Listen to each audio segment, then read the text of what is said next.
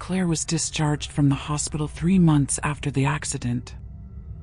Doctors said her vision would recover, but she could no longer distinguish faces. People became blurry spots. She learned to live with it. But a week after returning home, she realized someone was in the house. She couldn't see a face, couldn't hear footsteps. But she could smell it. The sweet, cloying scent of flowers that weren't in her house. And it grew stronger with each passing day. The accident happened on the highway in early December. Icy roads, oncoming traffic, a collision. Claire spent 3 months in the hospital, 2 of which were in a coma. Doctors called it a miracle she survived it all. But the miracle had a downside. Glass shards damaged the part of her brain responsible for facial recognition. Prosopagnosia, the neurosurgeon explained. Face blindness. She sees everything, shapes, movements, colors. But faces merge into one blur. No eyes, no lips, no expressions. People became shadows to her. When she was discharged, her husband, Daniel, drove her home in silence. Claire sat in the passenger seat and looked at him. He was just a silhouette behind the wheel. She knew he was blonde, that he had green eyes, that he smiled when he was nervous. But all she saw was a pale spot where a face should be. She cried for the first time in a long time. Everything at home was the same. The same walls, the same furniture, the same smell of coffee in the morning. But Claire felt like an outsider. She walked through the rooms, touched the walls, rearranged the books. She felt like if she changed just one thing, she could control this new life, where people had lost their faces. Daniel was constantly by her side for the first few days. He helped her adjust, explaining who was calling, who was visiting. But after a week, she had to return to work. Claire was alone. She sat in the living room, listening to the silence and recognizing her home again. Somewhere, pipes hummed, a clock ticked, the city roared outside. And suddenly she caught a scent. Sweet, cloying, so strong it tickled her nose. She had never smelled it before. Not perfume, not flowers, not food. Something foreign, haunting. Claire stood up, walked down the hallway, peered into the kitchen, then into the bedroom. No one was there. The smell intensified, then disappeared. She opened the windows and aired out the apartment. By evening, the smell was gone. The next day, it returned. This time, stronger, as if someone had poured out an entire bottle of perfume in the hallway. Claire went into every corner, checked the closets, even looked under the bed. Nothing.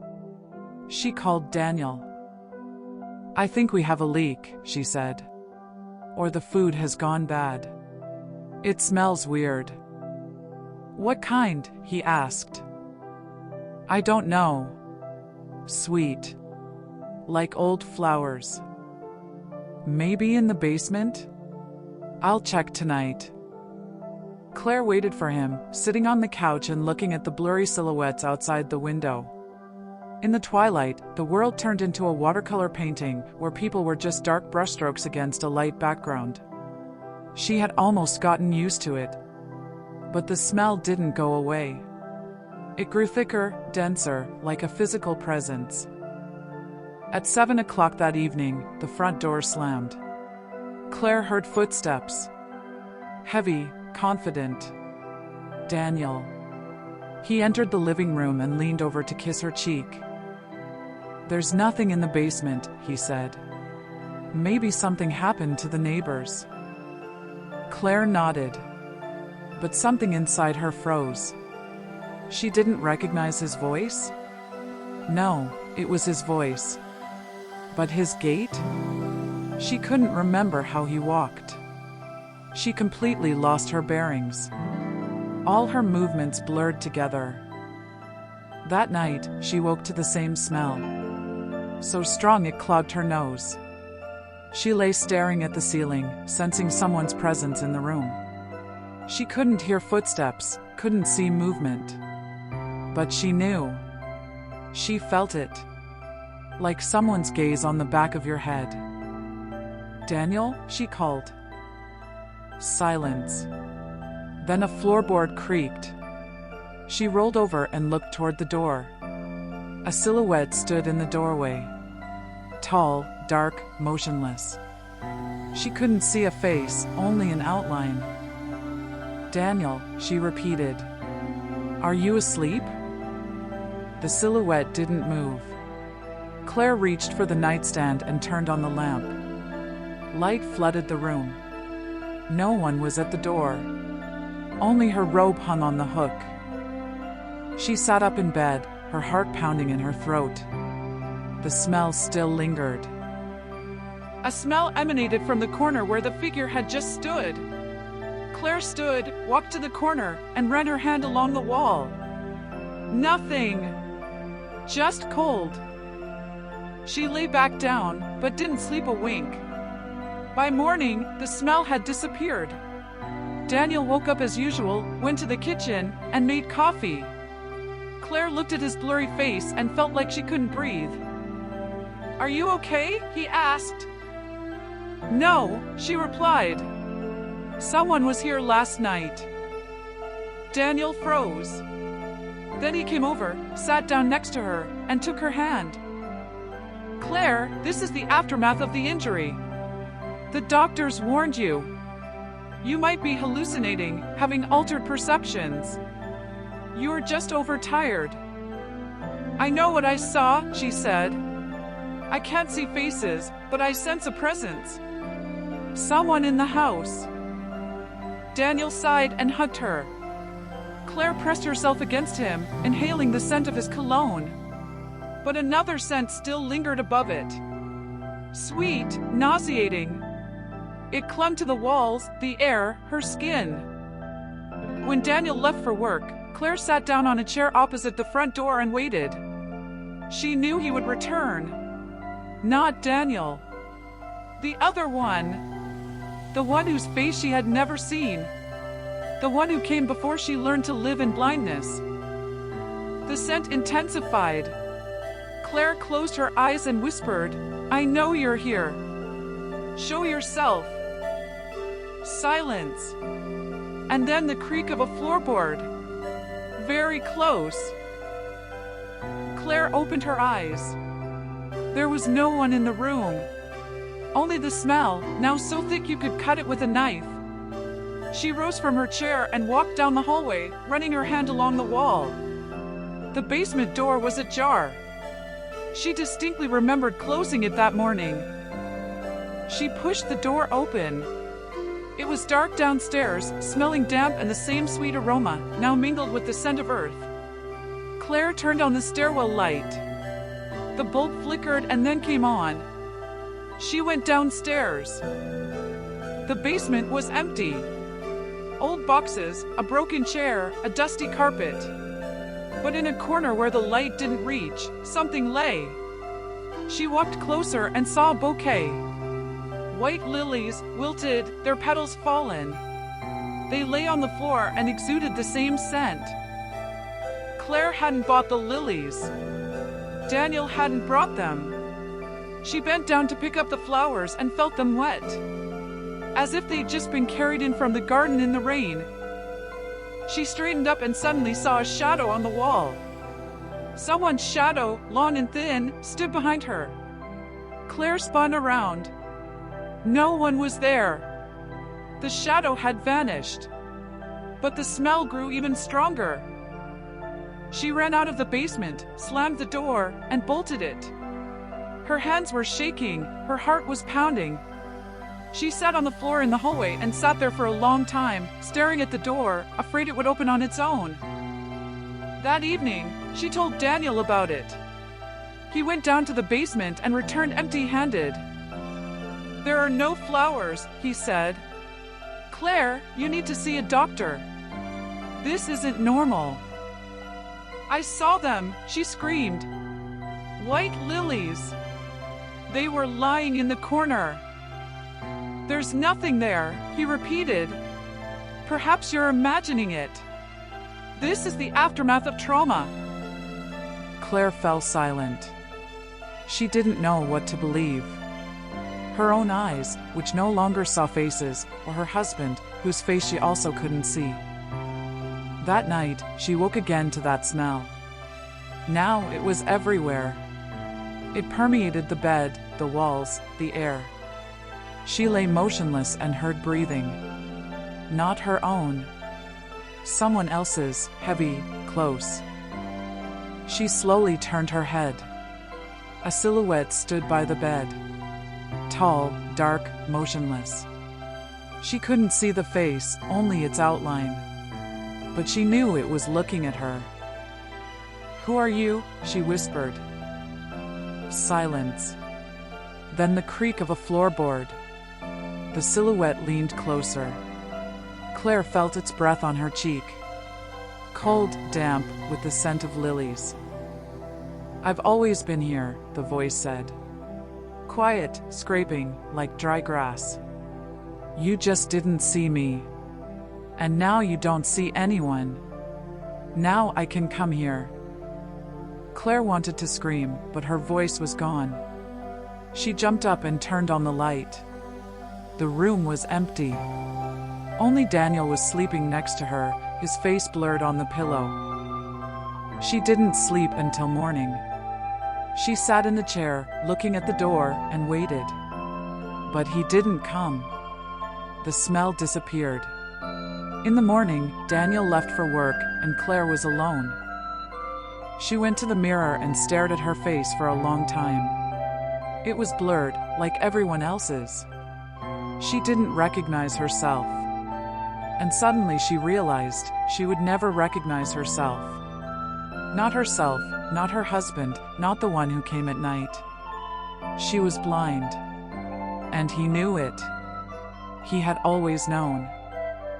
Claire picked up the phone and dialed her mother. "Mom," she said.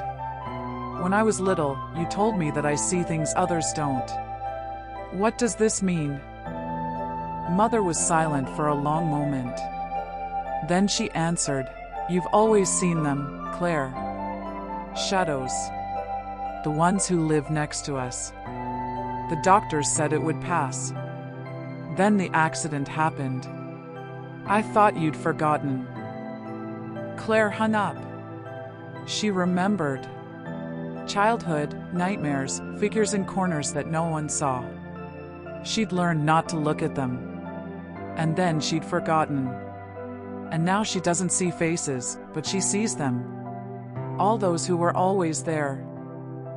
That night, she didn't close her eyes. She sat in the darkness and waited. And he came. Not alone. There were many of them. They stood in the hallway, in the room, by the bed. They looked at her with empty, lifeless eyes, and their faces were clear. Absolutely clear. "Now you're ours," the voice said. "You see us. Just like when you were little." Claire smiled. For the first time in a long time, she felt not fear, but a strange relief. She wasn't alone. She'd never been alone. In the morning, Daniel found her sitting on a chair. She was smiling and looking into an empty corner. "Claire," he called. "Are you okay?" "Good," she replied. "I met the neighbors. They've been living here for a long time. You just never noticed." Daniel turned around. The room was empty, but Claire was staring into space and smiling. She hadn't left the house since then. She sat on a chair, talking to nothingness and laughing. Sometimes Daniel thought he heard voices, too. Quiet rustling sounds coming from the corners. A month later, he found wilted lilies in the basement. He hadn't brought them. Claire hadn't left the house. But the flowers lay fresh on the floor, with drops of water on their petals. He locked the basement and never went back down there. 3 weeks passed. Daniel had gotten used to his new life. He got up, made breakfast, left it on the table, and went to work. When he returned, he cleared his untouched plate and went to bed next to his wife, who woke only to look into the corner and smile. The doctors talked about post-traumatic stress, prescribed medication, and recommended inpatient treatment. Daniel refused. He couldn't leave her alone in the hospital. He didn't know she was no longer alone. Everything changed on Thursday. Daniel returned home earlier than usual, having forgotten important documents. The key turned in the lock. He stepped out into the hallway and froze. The light was on in the living room. Someone was talking. Several voices, quiet and rustling, interrupted each other. Daniel took off his shoes, silently walked to the door, and peered inside. Claire was sitting on a chair. Around her, in armchairs, on the sofa, on the floor, sat people. Dozens of people. Pale, in old clothes, with empty eyes. They looked at Claire, listening to her, nodding. And she talked, laughed, gestured. Alive, real, as if he hadn't seen her since the accident. Daniel wanted to enter, but his legs wouldn't obey him. One of the seated people turned his head and looked at him. His face was blurry, like everyone Claire had ever seen. But his eyes glowed. Black, deep, they looked right through Daniel, right into him. He took a step back. Daniel? Claire asked calmly. Come in. They want to meet you. He entered. The room was empty. No one but Claire. Just empty chairs, a sofa, a floor. But she looked at the empty space and smiled. Claire, he said carefully. There's no one here. Yes, she replied. They've always been here. You just didn't see it. The way I did before. She stood up, walked over to him, and took his hand. Her fingers were cold. They want you to stay, to become one of us. Daniel flinched. What do you mean, one of us? They were alone, Claire said quietly, almost a whisper. No one noticed them. But I noticed.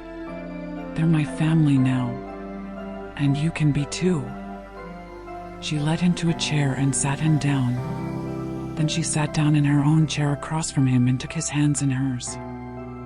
Close your eyes, she said, and listen. Daniel closed his eyes. At first, there was silence. Then a whisper. A multitude of voices, soft and shimmering, spoke in an incomprehensible language, but he understood every word. They were calling him, asking him to stay, promising he would never be alone. He opened his eyes. The room was full. Pale figures sat on chairs, stood against the walls, looking at him. Their faces became clear. He saw them. Old people, women, children, all with empty eyes, all smiling. See, Claire said. Now you see too. Daniel wanted to scream, but the words caught in his throat. One of the figures, a girl of about 10, approached and took his hand. Her fingers were cold, like Claire's. Stay, the girl whispered. We will play. Every day. Forever. Daniel wrenched his hand free and ran out of the house. He ran, ignoring the road, until he was exhausted. He stopped in a park, sat on a bench, and sat there for a long time, watching the people passing by. Their faces were clear. Every single one of them. He didn't understand why, but he saw them. For the first time in years. An hour later, he returned.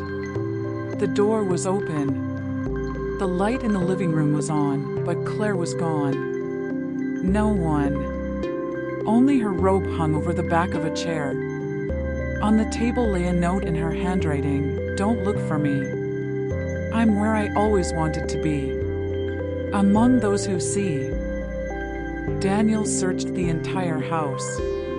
Claire was gone. Her phone was on the nightstand, her things were still there.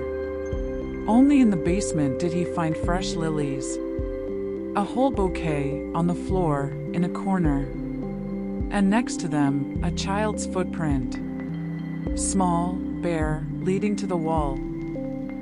He sat down on the floor and began to cry. In the darkness of the basement, he thought he heard someone whispering his name. A multitude of voices, quiet and rustling, calling his name over and over again. Daniel closed his eyes. When he opened them, the basement was full of people. Pale and silent, they looked at him and smiled. Claire stood in front of him.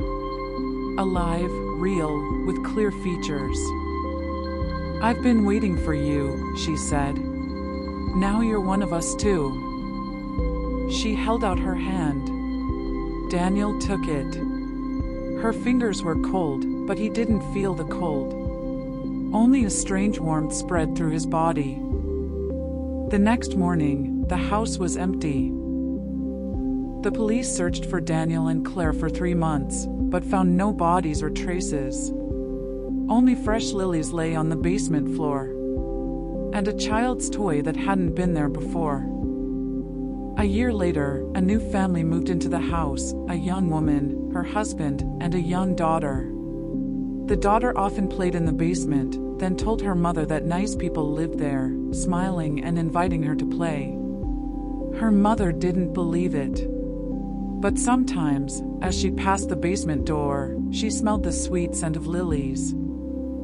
And she felt as if someone was watching her from the darkness.